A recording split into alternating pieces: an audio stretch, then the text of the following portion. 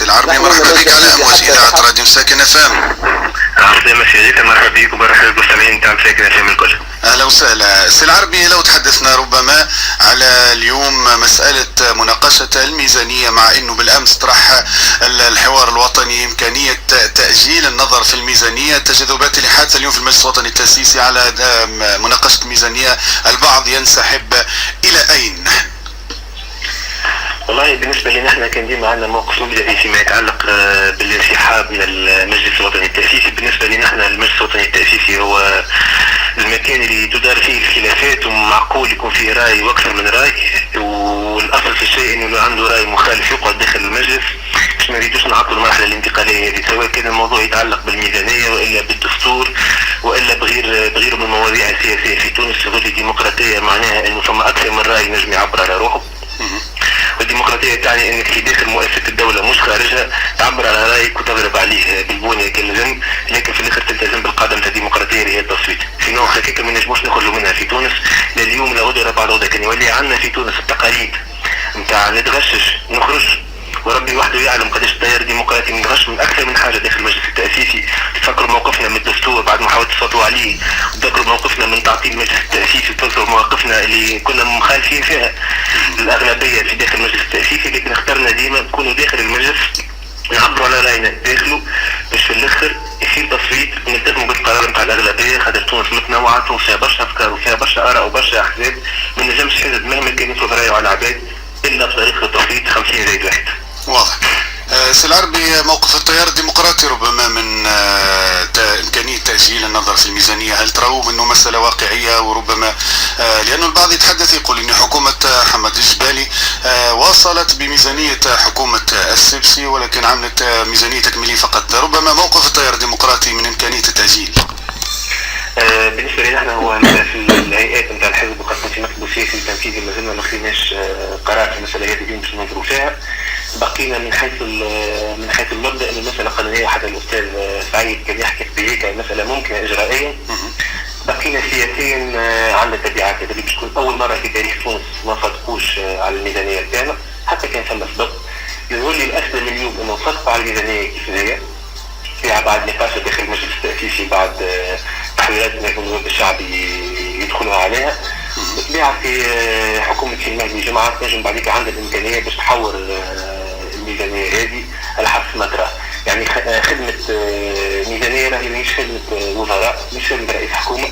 الإدارة التونسية كلها وخاصة الإدارة التونسية في وزارة المالية تخدم وتحضر الميزانية هذه. يعني نستغربوا إنه رئيس حكومة هو بيدو كان عضو في الحكومة هي بيدا هذايا باش ينجم يبدل الميزانية بنسبة 70 ولا 80%، تبديل باش تكون جزئية. فلذا الأسلم نظرا للتبعات السياسية والاقتصادية نتاع تونس اللي مثلنا عليها اليوم الكل، من ناحية الترقيم السياسي نتاعها، من ناحية ضمانات القروض، من ناحية القروض اللي قاعدة معطلة من شركائنا اللي كان تاعو الكل، قد ما نعطيو مؤشرات إيجابية. يعني البلاد ماشية في صحيحة، واللي ثم موافقة على ميزانية حتى كان ينجم الحكومة اللي بعد تبدل هذا ممكن.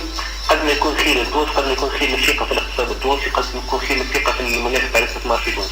خاصة انه كان اليوم نمشيو في كتاب انه ما نفكروش على الميزانية، رئيس الجمهورية هو يتصرف في انتظار المفكر على الميزانية. راهو نذكر ان رئيس الجمهورية نجم يتدخل في العنوان الاول، يعني في المصاريف يعني، لكن ما يتمش مصاريف الاستثمار ما تنجمش تصير. واحنا محتاجين انه نعاودوا خدمة العزلة نتاع الاقتصاد، العزلة نتاع الاستثمار خاصة في المناطق الداخلية وغيرها، باش الاقتصاد نتاع تونس يرجع يتنفس يرجع يتعافى. نعم. سي العربي، ربما البعض متخوف من الانقسام الكبير بين الاطراف السياسيه اليوم في تونس في كل نقطه الا ويطول الحديث والنقاش والتهديدات، وربما تتشنج الاعصاب بين الاطراف. ربما هناك تخوف من انه تونس حتى بعد الفتره الانتقاليه وحتى بعد الانتخابات القادمه ان شاء الله باش يتواصل نفس هذا الصراع، وربما نخاف نكونوا معناها بنفس ما هو حادث اليوم في لبنان. هو حاجة طبيعية إنه كل حاجة ما نعرفوهاش مستنسين بها خوفنا. الفرايم بالفرنساوية يحكي يخرج من زون دو كونفور نتاعو يتقلق حتى كان يمشي الحاجة الأخيرة. اللي طبيعي جدا في كل بلاد. احنا 10 ملايين مانيش 500 مليون، لكن 10 ملايين في تونس نشوف حتى 10 ملايين راي ساعات.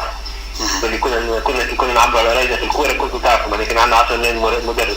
اليوم ولا عندنا عشوائيات سياسية، هذه حاجة طبيعية وحاجة صحية بالمناسبة. نعم. بقينا احنا كل خوفنا في التيار الديمقراطي من التقاليد اللي قاعدة تتأسس في تونس توا، اللي هي مش بشرط هي تقاليد باهية.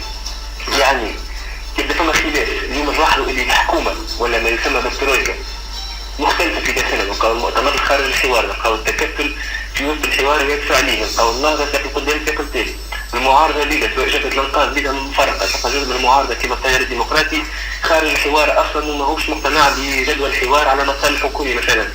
يعني متنوعين، طيف السياسي متنوع داخل الحكومة وداخل المعارضة، وحتى كي تتقلب الحكومة تولي المعارضة والعكس، يمشي تنوع واختلاف.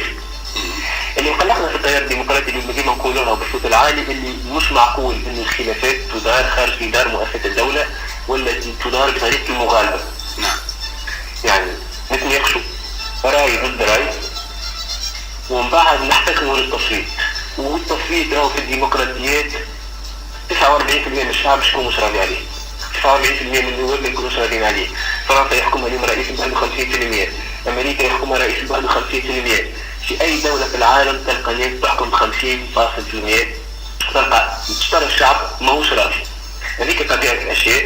بقينا المهم انه يتعمق النقاش، اللي يكون في الحكومة اللي يكون عنده الاغلبية يعطي فرصة للحوار، يتناقش، نعمقوا النقاش، لكن نحتكموا لحاجة اسمها تصويت، على خاطر رغم اللي ماهيش بارفيت. كي نقول لك 49% من الشعب يكون مش موافق ولا 49% من نواب الشعب يكون ماهمش موافقين، بالطبيعة ماهيش بيرفكسيون اللي تركزوا عليها.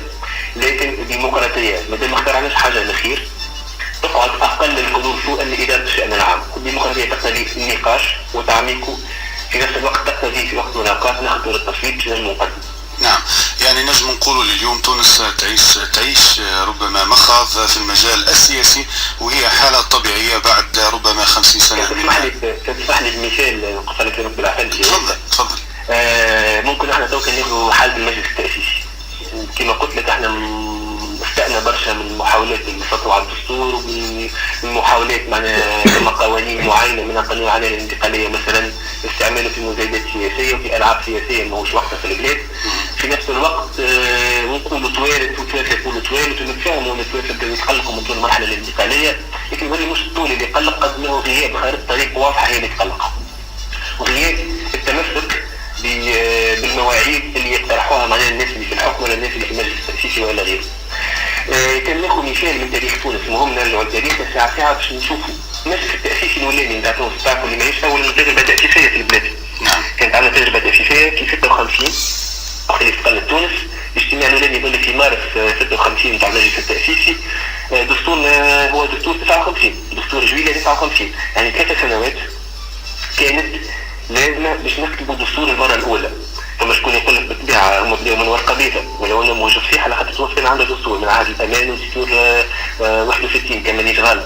حتى كان ياخذوا بالمنطقة غيرها ولا نتاج المجلس التأسيسي الأولاني كان فيه لون واحد، كانت قائمة واحدة، قائمة الوفاق الوطني كان مانيش غالب بين الحزب الدستوري وقتها وبين اتحاد الشغل، كان فيه لون واحد المجلس التأسيسي.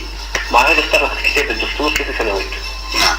فمن الطبيعي يكون فما أكثر من لون داخل المجلس التأسيسي اليوم، أكثر من حزب وآثار المستقلين وآثار تدخل المجتمع المدني قاعد يعطي في رأيه وآثار تدخل المعارضة حتى من خارج المجلس التأسيسي. طبيعي إنه الحوارات تاخذ وقتها. المهم في تونس اليوم مش طول الحوارات بقدر ما إنه فما ناس يكون عندها الشجاعة باش تعطي مواعيد محددة وتلتزم بها. والخطأ الكبير اللي غلطته طبقة سياسية كاملة إنه فما رئيس حكومة يسمح روحه باش يعطي 2 ولا 3 مواعيد نتاع انتخابات. كانت قبل 29 اكتوبر صارت بعد 29 اكتوبر انه رئيس دوله مشيت ويعطي لك كيف مواعيد نتاع انتخابات نتاع مفكر على الدستور ماهيش واقعيه. انه للاسف تدخل كثير من الطبقه السياسيه داخل الحوار انقلبت الى مفاوضات، لكن في نفس الوقت المهم انه الحوار هذا طرح على روحه خارطه طريق ماهيش واقعيه وما التزمش بها. اللي قلقنا كتوانسه هو عدم وضوح الرؤيه، مش طول المده.